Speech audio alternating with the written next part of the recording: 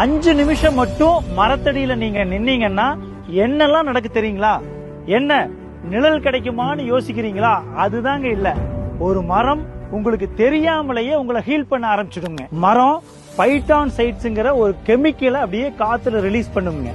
அது நீங்க மூச்சை விட்டு உள்வாங்கும் போது அப்படியே உங்க உடம்புக்குள்ள போகும். அது என்ன பண்ணுனாங்க, உங்க மூளையில ஆல்பா வேவ்ஸ் இன்க்ரீஸ் பண்ணிடும்.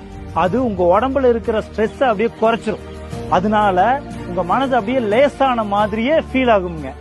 மனசு லேசானா உங்களால ஒரு தெளிவான ஒரு முடிவெடுக்க முடியும் தாங்க. இதத்தான் ஆயிரம் வருஷத்துக்கு முன்னாடியே முனிவர்கள் பண்ணாங்க. அதாவது முனிவர்கள் எல்லாருமே தியானம் பண்றதுக்காக மரத்தடியில தான் உட்காருவாங்க.